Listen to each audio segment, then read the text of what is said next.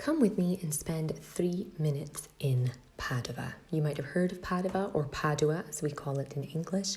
It's one of the biggest and most diverse cities in the northeast of Italy, not too far from Venice and not too far from Treviso if you happen to be nearby. It's somewhere you can get to easily if you're driving or if you're taking the train. And even though you may not have it top of your list of places to visit, it's absolutely worth it. We checked out one of their oldest pasticceria for breakfast, and we had this insane horseshoe pastry, as it's called. It was buttery, it tasted like somewhere between a croissant and a donut, and that pistachio filling was to die for. There's plenty to see around Padua, both in the old and the new. It's one of these places that feels very young and very modern, despite having some incredibly old buildings and a lot of history, like you're walking through a museum, as many parts of Italy also feel like.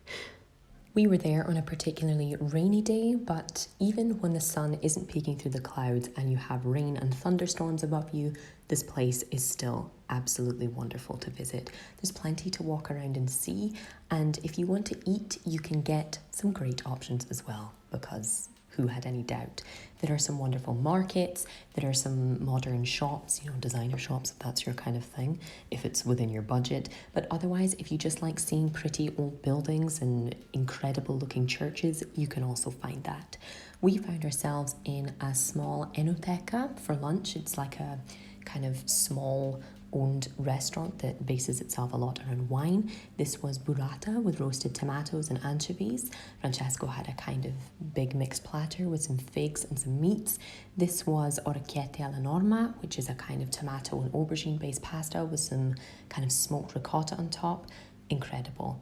And as I said, even if it's raining, please do give yourself the time to take a little walk after lunch to see some of the most incredible and kind of mixed inspiration architecture you'll see around the place. As someone who knows very little about buildings or why they look the way they look, even I was incredibly interested in this.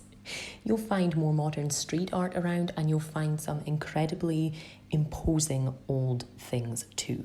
For example, a big rugby ball shaped park full of more ducks than I've ever seen in one place in my life, lovely trees, big open grassy spaces, and more statues than I could count.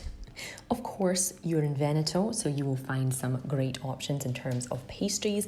I found this little coffee mousse filled white chocolate cup thing, which is fantastic. And of course, also because you're in Veneto, do not miss out on the opportunity for super cheap Aperol spritz. I hope you love exploring it as much as we did.